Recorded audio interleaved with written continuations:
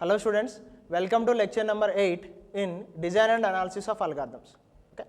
So in the unit number 1, you are going to be have a chapter named as sorting in linear time. In this chapter, we are going to be have 3 sorting concepts. First one is radix sort, second one is bucket sort, and third one is counting sort. Okay. So in the current lecture, we are going to understand the analysis as well as the performance of radix sort. In the coming lectures, we are going to be cover the bucket sort as well as counting sort. Okay. Now let's go get into the lecture. So this is your unit 1 syllabus.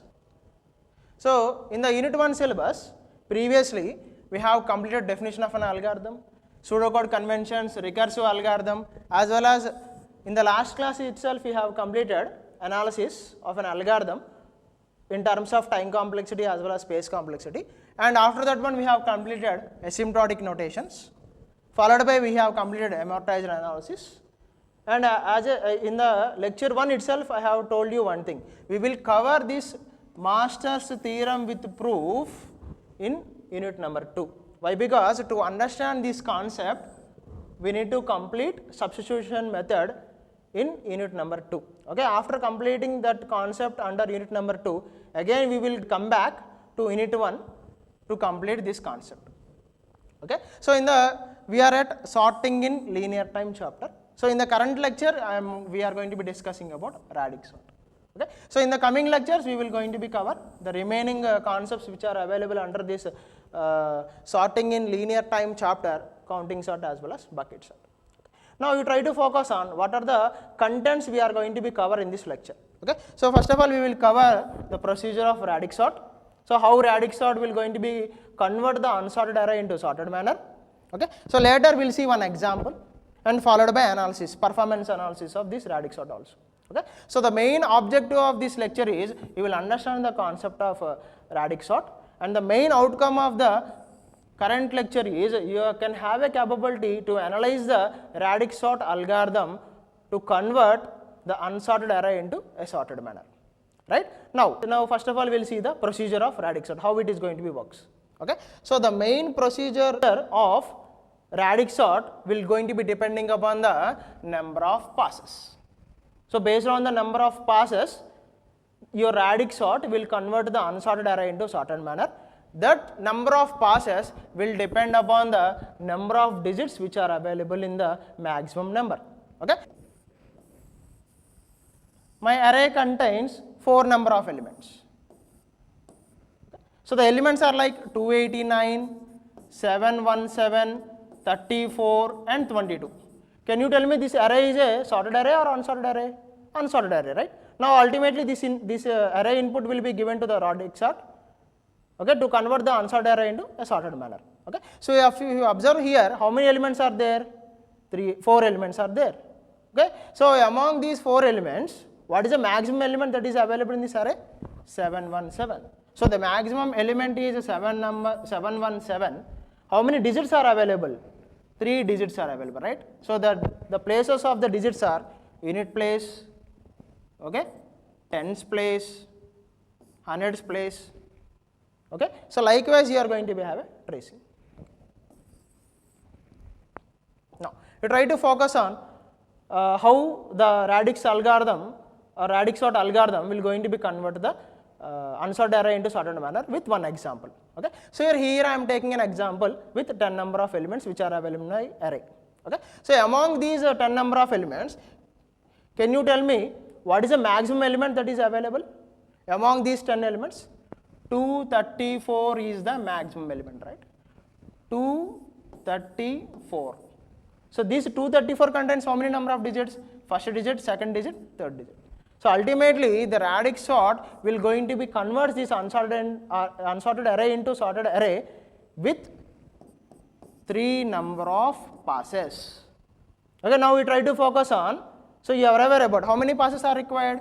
3 passes are required, right? Pass 1, pass 2 as well as pass 3. Nothing but 3 iterations you require. Total 3 iterations are required to convert this unsorted array into a sorted array. Now we try to focus on so how the elements will going to be arranged in for every iteration. to convert the unsorted array into sorted manner. Okay. Now, so the first, as I said previously, the first pass will depend upon the first digit, which is going to be the digit value or the digit place which is available at units place. It is nothing but LSB, right? Okay, now you try to focus on how to place these 10 elements with respect to this unit place. Okay, for that purpose, what is the, first of all, what is the type of data you are taking as input? Integer type. So ultimately it's supporting a decimal number system. So to arrange the values which are available in the array of unsorted array into sorted manner, so I am going to have a data structure which is named as Q. So ultimately this Q contains 0 to 9. Okay, that from digit 0 to digit 9. So 10 number of Qs is required.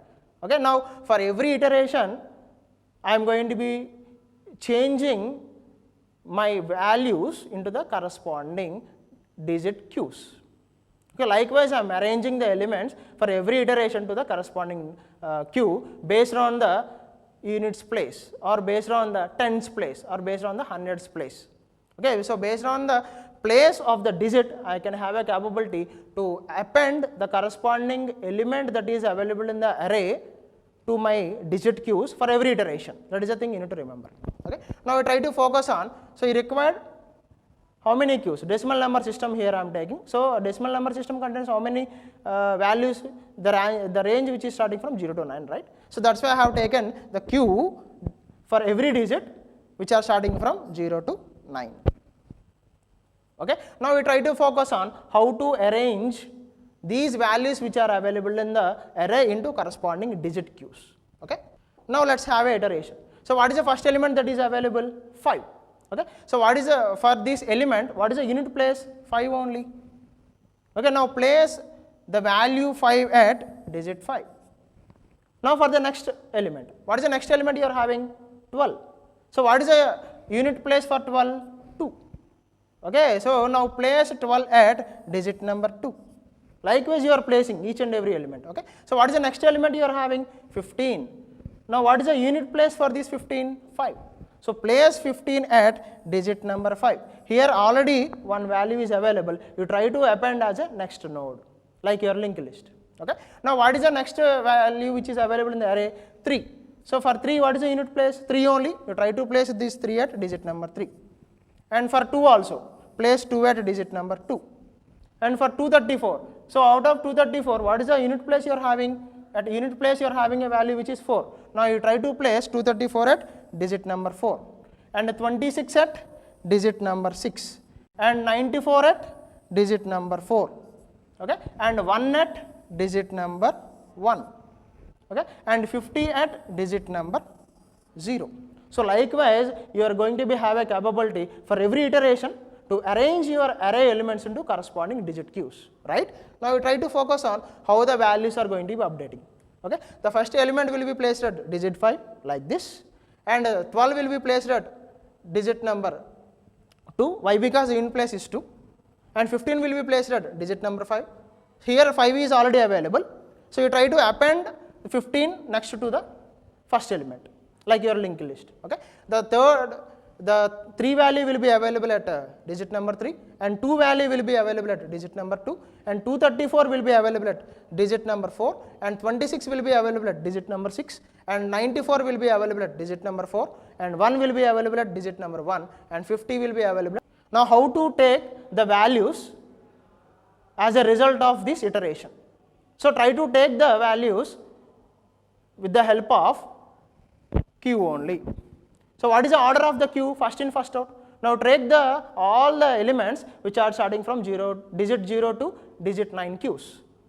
Okay, first in, first out. Now you need to take the values as output for this iteration from digit 0 to digit 9 like this: 50 followed by 1, followed by 12, followed by 2, followed by 3, followed by 234, followed by 94, 94 followed by 5, 5 followed by 15, 15 followed by 26. Likewise, in a first in, first out order, you need to take all the elements which are available in the corresponding digits which are starting from digit 0 to digit 9. Now the result of this iteration is going to be like this. Okay, 50 followed by 1, followed by 12, followed by 2, followed by 3, followed by 234, followed by 94, followed by 5, followed by 15, followed by 26. Now the output of this first iteration will be input to the second pass. Now you try to observe how it is going to be happens. Okay, every iteration is dependency. Okay, so the second pass will depending upon the tens place. Now you try to focus on how to arrange these elements with the help of tens place. Okay, so what is the tens place for 55, right? What is the tens place for 1? There is no tens place for 1. You try to take this tens place as 0. So this can be written as 0, 1. Try to take this example. So at a tens place, what is the value that is available? 0. Now you try to place 1 at digit 0. Okay. Now for 1, 2, 1, 2 is available. So what is the tens place for this 1, 2? 1. So try to place 12 at digit number 1. And for 2 also, place 2 at digit number 0. And 3 also, place 3 at digit number 0. Wherever you are not having the corresponding unit place, you try to consider that unit place as a 0, so that you will get the clarity. Now coming to the 234, what is the tens place? 3. Now we try to place 234 at digit number 3. So likewise, the values are going to be updating like this. Okay, so 50 will be placed at digit 5, 1 will be placed at digit 0, and 12 will be placed at digit 1, 2 will be placed at digit 0, and 3 also will be placed at digit 0, and 234 will be placed at digit 3, and 94 will be placed at digit 9, and 5 will be placed at digit 0, and 15 will be placed at digit 1, and 26 will be placed at digit 2, like this. Now we try to take the output of this iteration with the help of Q manner, which is going to be the first in first out, from digit 0 to digit 9 linearly, like this. So first you need to take the values which are available at digit 0, followed by digit 1, followed by digit 2, up to digit 9. Okay, so you need to take the output of this iteration as 1 followed by 2, followed by 3, followed by 5, followed by 12, 12 followed by 15, 15 followed by 26, 26 followed by 234, and 235 followed by 50, and 50 followed by 94. Okay, so now the output of this iteration is going to be looks like this. Okay, so the output of pass number 2 will be going to be the input to your next iteration, which is going to be the pass number 3. Now coming to the pass number 3. So the pass number 3 will depends upon the hundreds place. Okay, now you try to focus on how the pass number 3 is going to be works to convert the pass number 2 output into a sorted manner. Okay, so the pass number 2 output is going to be like this. Okay, so you try to observe this array. Okay, so what is the 100 place for this first element? There is no 100 place element. Now try to consider this value as 0, 0, 1. So you will get 100 place as 0. So you try to place first value as digit number 0, and for 2 also, and for 3 also, and for 5 also, and next element 12 also. So you need to place all these values at a digit number 0 only. Why? Because at digit number at 100 place you don't have any value. So try to take the 100 place as 0. Okay. Now coming to the 26 also, 100 place is not available. So place 26 at digit number 0. Now coming to the 234, for 234 100 place is available, and the value that is available at 100 place is 2. So now try to place this 234 at digit number 2. And for the remaining elements 50 as well as 94, 100 place is not available. Now try to take 100 place as a 0 and place those 50 as well as 94 into digit number 0. Now you try to observe how the pass 3 will going to be takes this array as an input to convert the unsorted array into sorted manner. Okay, with the help of the digits which are digit queues which are starting from 0 to 9. Now try to observe the iteration of this current pass number 3. Okay, so as I said previously, the values 1, 2, 3, 5, 12, 15 as well as 26, all these elements will be placed at digit number 0 only. Why? Because 100 place is not available, so try to take it as a 0. Now coming to the 234, for 234 100 place is available and the value is 2. Now try to place 234 at digit number 2. And remaining elements for 50 as well as 94, place these values at digit number 0 only. So now if you observe here I am using a data structure which is named as Q. Ultimately you need to follow FIFO order, first in first out. So you need to take the values as an output in this current iteration linearly from digit number 0 to digit number 9, like this. Like this, you need to take the values from digit number 0 to digit 9 as an output of this iteration. Okay? So the output of this iteration is going to be like this. So this is going to be your final sorted array, right? Why? Because all the elements which are available in this iteration are available in a sorted manner. Okay? Now I try to observe the analysis of radix sort. So you are going to have a performance of analysis in all the cases in terms of worst cases, best cases as well as average cases. Okay? So you try to observe the time complexity of this one. So the time complexity of this algorithm is going to be in terms of big O, order of n into k. So you need to observe why n into k. So how many elements you need to sort? N number of elements. To sort these n number of elements, okay, how many passes you required? K number of passes you required. So together the time complexity is n into k. Now we try to focus on what is the space complexities of this algorithm. The space complexity of this algorithm is n plus k. Why? Because you need to allocate the memory for all the input array n size or not. Yes, and for every iteration you are depending upon a maximum element value, right? Okay, so in our example, what is the maximum element you are having? 234. This 234 contains how many digits? 3 digits. So then only you can say that this algorithm is going to be accepting 3 passes, right? Okay, so that number of digits which are available in the maximum value you need to store under k variable. So that's why the space complexity together is going to be n plus k. Okay, so you can observe here. So n defines the size of the array and k defines the maximum number of digits which are available in the maximum number. That is for space complexity only. Here for the time complexity, the k defines number of passes. Okay, so this is the way of procedure as well as analysis of your radix sort. Okay, to convert the unsorted array into sorted manner. Okay, so as of now we have seen procedure of radix sort as well as we have seen example followed by analysis also, and you try to take this problem as exercise to convert this unsorted array into sorted manner. So if you observe this example, what is the maximum element that is available here? 3152. So for this maximum element 3152, okay, how many digits are there? 4 digits are there. Ultimately this example will going to be takes 4 number of passes to convert the unsorted array into sorted manner with the help of radix sort only. Now you try to take this one as assignment. Okay, so then only you will understand how the radix sort will going to be works properly to convert unsorted array into sorted manner. Okay, thank you. That's the end of the class.